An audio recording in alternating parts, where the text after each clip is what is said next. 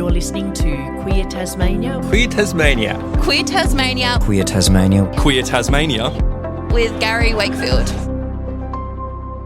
Welcome to the first in a series of episodes we're putting together called Understanding the Acronym. This is going to be a basic 101 breakdown of what some of the letters in the LGBTIQA+ acronym actually mean. This week, for the first in this series, we're joined by T. Moody, and we're talking about the B in the acronym, the bisexual umbrella, otherwise known as the Bi Plus umbrella. Welcome, T, and do you want to introduce yourself a little bit? My name's T. My pronouns are they, them. I identify as non-binary, also pansexual, which comes under the Bi Plus umbrella, and also a relationship anarchist. Also, as well as that, I have multiple forms of disability, and I'm also a victim survivor of multiple forms of family and sexual violence. So I guess I'm bringing a bit of diversity to this conversation. But yeah, mostly today I'm here to talk about and unpack a little bit what is bisexuality or what's bi plus mean. So yeah, thank you for having me.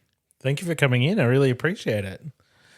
So to start with, I guess, what does bisexual mean and what's the umbrella all about? So being heterosexual means that you're only attracted to the person of the opposite sex or the opposite gender to you. But being bisexual means that you're attracted to more than one gender. So sitting underneath the bisexual umbrella, or I like to call it the Bi Plus umbrella, there can be orientations such as pansexuality, which is the sexual attraction regardless of gender. So that's what I am. So attracted to all genders of people, not just people who belong to the binary of gender. So for me as a pansexual, I'm attracted to anyone regardless of what their gender or sex assigned at birth is. Underneath the umbrella, there's also polysexuality, and this is the sexual attraction to multiple genders but not all genders. So you might be attracted to some genders but not all of them. So for instance, if you're polysexual, you could be just attracted to people who are like feminine presenting but not masculine presenting. Multisexuality, just to make it a little bit more complex, is when you have a sexual attraction to more than one gender. And then also underneath the Bi Plus umbrella are the romantic orientations. Romantic attraction is separate to sexual attraction. Do you want to talk about that for a second? Sure. So, for instance, you can be attracted to someone sexually, as in you're sexually attracted to them and you might desire having sexual intimacy with them. But being romantically attracted is specifically more around you are emotionally attracted to them and you want to engage in a romance, deep emotional connection or relationship with them. Surprisingly, they might not always go together. So some people can be sexually attracted to someone of a specific gender, but they might not be romantically attracted to them, or vice versa. So an example of how someone can be bisexual but not biromantic, or the other way around, for instance, is there are some men who identify as being heterosexual, so living in relationships with cis women or someone of the opposite gender. But some men do enjoy having sex with other men and they have a sexual attraction to other men and want to explore that. But they might not be romantically attracted to other men, so not want to have a more emotional, romantic relationship or a commitment. And obviously that's okay, like that it's okay to have a sexual attraction to someone and explore that. That doesn't mean that there has to be a deeper romantic connection. as long as there's all of the things to keep you safe, like safe sex practices and looking after your own safety, particularly if you're connecting on dating apps and meeting up. But yeah, just normalizing that sexual attraction is different to romantic attraction. You don't necessarily have to be romantically attracted to the same people that you're sexually attracted to. Yeah, that's true. You don't have to be. And I think the other thing that happens, what we see under the bisexual umbrella or someone who's bisexual is there can be assumptions made that if you define yourself as bisexual, then people assume, okay, you're 50% attracted to men and you're 50% attracted to women, for instance. When in reality, sometimes that bisexuality might look like you're 90% attracted to women and 10% attracted to men, or that can even change on any given day, or it can change according to the week, or it can sometimes change according to the hour. So that can be fluid and be ever changing as well. So whilst, 1 week you might be 90% attracted to women, 10% attracted to men, the following week that could flip around and you might be 10% attracted to women and 90% within that week. So it doesn't have a set percentage to justify you being bisexual. That can be fluid and changing, and that's okay too. Yeah. What are some of the common misconceptions about bisexual people or people under that bi plus umbrella? There are so many misconceptions, and I've heard many over the years. So the main one that I usually hear is, if you're bisexual, then you must be confused. You don't know who you're attracted to. Maybe you're just gay or a lesbian and you haven't really worked that out yourself yet. So, yeah, bisexual people have often copped that, oh, you're just confused, you don't know what you want, when really, does it really matter? To me, I think why do people expect that we can put ourselves in a box of who we're attracted to? The other thing that can come with it is, or people can believe, is that bisexuals are confused. So, we've just somehow just woken up one day and we've thought, oh, I'm not straight anymore, but I don't really know what I am, so I'll just call myself bisexual. And I think, coming out as bisexual or starting to understand that you're bisexual, that's not being confused. That's you owning your own identity or being able to identify that you are attracted to multiple genders. So, yeah, I wouldn't call that confused. Another one is you're undecided. This is an interesting one because I think sometimes when we're humans that have grown up and been conditioned in society as we're straight or we have to be straight, I think sometimes when we still are working it out, we might identify as a certain orientation.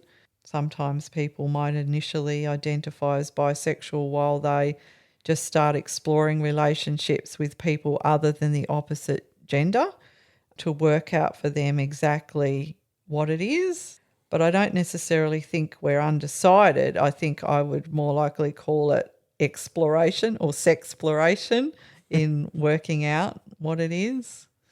Yeah. Just after high school, there was a lot of men or boys that were saying that they were bisexual as kind of like a stepping stone because they didn't know how their friends were going to react, is kind of what they said afterwards.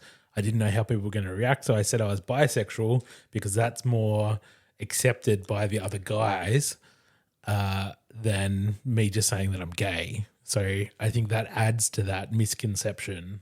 Yeah, that's interesting because I remember growing up in high school, like as you were saying that, when I was growing up in high school, that was in the late 1980s and early 1990s. So I was in the same high school in the similar era to Hannah Gadsby. Yeah, same high school. So back then, I had this perception that you could only be straight or a lesbian. So to me, I didn't have an understanding that you could be bisexual. So for me back in high school, and I knew I had an attraction to genders other than men earlier than high school. But for me, it was really binary in that if you weren't straight, then you must be a lesbian. But then I never related to that because I was attracted to multiple genders, and I was like, I'm not a lesbian. But for whatever reason, I don't know whether it was because in the late 80s in high school, our sex education had nothing about queerness, that, I just chucked it into one basket or the other. And then I just still stuck in the straight heterosexual identity because I was like, well, if I'm not that, well, maybe I just have to stay here. Yeah. So that's interesting. And I think you're right because of the high amounts of homophobia that young men particularly can face. Using bisexual can feel safer to them because, I guess their peers will probably laugh it off a bit as, oh, yeah, you're a bit kinky or something like that, but then they don't have to be fearful of their stigma or discrimination or bullying or whatever they might cop if they just come straight out as gay as well. Yeah. Yeah. The other thing that I've heard is that they're saying like you just haven't found the right guy yet, or that you haven't found the right girl yet. There was a story that I just heard last week in a conversation about a woman, a cis woman, who had recently left a relationship that was very toxic and abusive.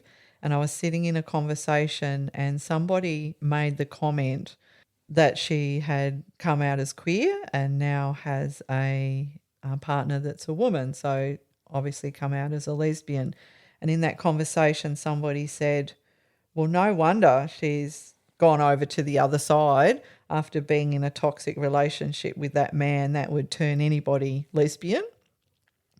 And I've heard that a few times in the past. And I think, that's not the truth for that person. They've probably been thinking for a long time that they wasn't straight, and it wasn't just a bad relationship with somebody that suddenly just made them come out as a lesbian. So society's heteronormative. So what that means is that society conditions us that our role is to, marry someone of the opposite gender and get married and, buy a house and have the babies and do all of the things like you see in the romantic movies. But the reality is, as humans, we're a bit more diverse than that. And sometimes people may have been living in straight relationships without being fully out about being queer or about not being straight, but they've fallen in line through fear of how society might judge them or how their family or friends might judge them if they come out. So like with the example I just gave, it wasn't a toxic relationship that suddenly turned someone off the man. It was, inherently a part of them anyway. So, I think we can have perceptions that if someone's turning queer, then maybe they just haven't found that right person of the opposite gender, which is such a myth. What do you wish people understood about bisexuality or the bi umbrella? I think I wish people understood that it's not just about binary genders, so not just about being attracted to cisgender men or cisgender women. So the gender diversity in attraction that can come under the bisexual umbrella. And there's some interesting discussions about this that happens in our queer community. So some people will identify as bisexual, and like myself, I'm pansexual, so attracted to all genders. There's a bit of a hot debate in our queer community that happens around if you identify as bisexual, then you must not be attracted to genders other than the ones on the binary, so the cisgenders. And there's some feelings in the community that if you use the term bisexual, then you're excluding people who are gender diverse. Historically, the word bisexual existed long before the word pansexual was created. So there's still some people in the community that whilst they identify as bisexual, they're attracted to multiple genders. So I think it's interesting to talk about that I think people need to understand that it can be not just men or women bisexual people are attracted to. I think something that I wish people could understand is if somebody who's bisexual is in a relationship with the opposite gender, the opposite sex, there can be assumptions that, you can't be bisexual if, you're a woman and you're married to a man, or if you're, a man that's married to a woman. They're like, well, you can't be bisexual if you're, with the opposite sex or gender. We call that bi erasure. So there's actually a word for that, or bi invisibility. So regardless of who a bisexual person is in a relationship with at any point in time, that doesn't mean that they're any less bisexual. That's still their identity. So, not having that erased, because that's really harmful for people who are bisexual. Many bisexual folk have taken years or decades to be able to come out about their orientation. And then if they come out about that orientation when they're in an existing long-term relationship with the opposite gender, it can be really harmful to them to then be told, oh, no, you can't be this thing that you say you are. So I think acceptance there around, bisexual people can be in a relationship with anyone, but their identity doesn't change. Yeah. I think the other thing that I wish people understood was, sometimes when people are exploring their sexual orientation, they come out as a specific orientation around who they're attracted to. And I think sometimes when we come out as a specific identity, we can feel locked in to that. It's like, oh, I've put all this labour into coming out to my friends and family about being bisexual, and now I'll just have to lock into that. I think I wish people could understand that sometimes it's okay for that to change, that, some people come out as an orientation and then that's who they are for the rest of their lives. But then sometimes people can change a bit as well. I think I wish people could understand that it's okay for that to happen, or it's sometimes even okay not to be sure. Like what you said before, Gary, about, young guys might come out as bisexual because that feels safe to them, or they might be exploring and then that might not be where they land. But that's okay. We don't have to all fall into boxes, just so everybody that we know can feel comfortable about who we are or who we're attracted to. That's okay for it to change as well. Yeah. Yeah, absolutely. Do you want to talk about how you came to realise and understand your sexuality? Yeah, absolutely. So I think back to when I was young, in primary school. I'm pretty old, so don't laugh at about what I'm about to say, but I remember in the middle of primary school seeing on Countdown on TV, God, this makes me feel really old, and seeing the lead singer of the Divinals, Chrissy Amphlett, and I remember just thinking, oh gosh, she's hot. And as a child, not really registering that as too much. But then as I came into my teenage years, I was in relationships that were heterosexual, so with other men. But I remember, like I said earlier, in my high school, realising that I had that attraction, but not being able to, I guess, label it because I knew I wasn't a lesbian. So I think I knew for a really, really long time, but I didn't have language to describe it. But also I was living in a small town where, coming out about anything other than being straight, I feared would cause me to be bullied or discriminated against, or like I even feared violence. So this was back before, this was back when it was still illegal to be queer. So I think I just kept it pretty well much to myself. But as I became older and as I came into my 30s, and I guess starting to be more comfortable about who I was, or to explore that was when I started identifying as bisexual. And I think, something that was key in that, and I hear this from many other women and some non-binary folk, was I remember watching the full series of all of the L Word episodes, and I remember watching all of them and going, oh yes, definitely, okay, this is my affirming moment around my sexual orientation.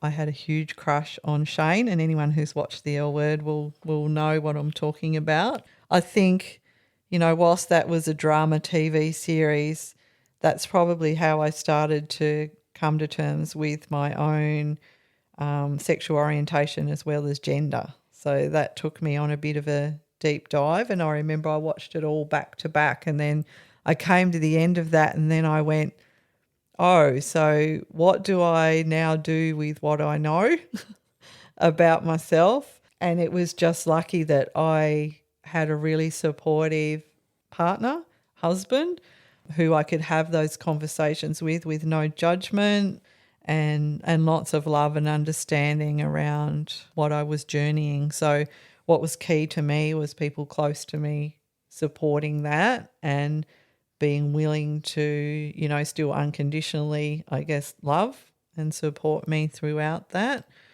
So, yeah, initially I identified as bisexual, but as time went on and the new word pansexual came out, then I realised that actually really did describe me, because I'm attracted to people regardless of their gender or their biological parts or their bodies, or, I'm just, attracted to humans for what they bring, basically. So I guess for me, that's evolved for me a bit across the journey. So that comes back to me before talking about how that can change, and how I actually thought that I'd landed in one spot, but then no, as I learnt more about myself and my own gender and attraction, then that evolved then to, being pansexual.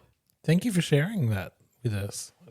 Statistically, bisexual people have poorer mental health outcomes than, say, the lesbians and the gays, the L and G.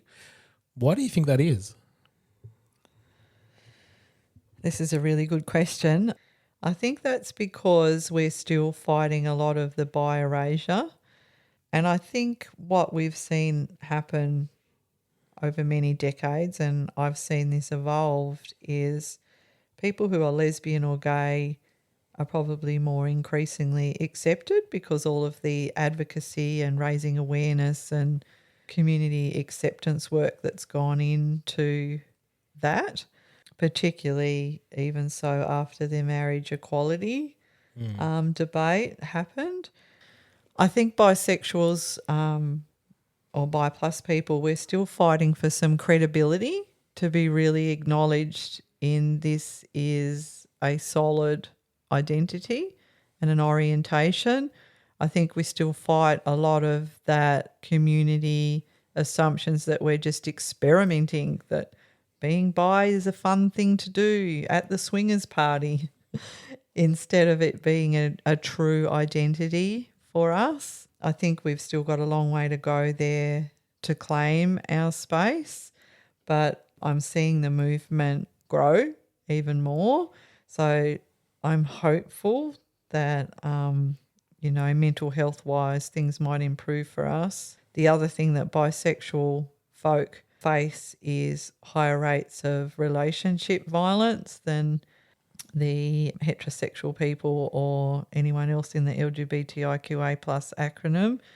So I think there's still a lot more there to be done for us around addressing us being able to live our lives safely. Also, from many conversations that I've had with men who have come out as bisexual, I think that they face some extra challenges in being out about being anything other than straight. And I think it comes down to what society expects from men. For anyone who's out there who thinks that they may be bisexual or are starting to realise that they're not totally straight or heterosexual, a bit of advice that I would give would be start having yarns or connecting with other people who are bisexual within community, just so you can feel supported in that journey. There's also other support services you can reach out to, but I know something that was key to me was being able to talk to other people with that lived experience so they could normalise some of the emotions that I was going through or help me talk through what it was that I was feeling, and for me to not feel so alone. Like, community is so important when you're starting to explore anything that's diverse other than what we see as the standard community accepted things. Yeah. Well, I think that's it for our Bi plus Umbrella episode. Thank you so much for coming in, Tia. I really appreciate you sharing some of your personal story and giving us so much information. I really appreciate it. So thank you so much. Thank you. This episode was the first in our series called Understanding the Acronym. We have upcoming episodes that will break down the gender spectrum, ace and arrow identities, and intersex, as well as some intersecting terminology. So stay tuned for more of these informational episodes. Queer Tasmania will be back soon. We still have plenty of stuff in the works to share with you, and we would love to hear from you about what you would like to see on the podcast in the future. Or if you'd like to produce a story or episode of your own, we'd love to help make that happen and let you share it through this platform. So please get in touch. You can reach us via social media message on Facebook or Instagram. Email us at wakefield_productions@outlook.com. Or you can leave us a voice message by visiting memo.fm/Queer Tasmania. We'll be back soon. In the meantime, take care of yourself and each other.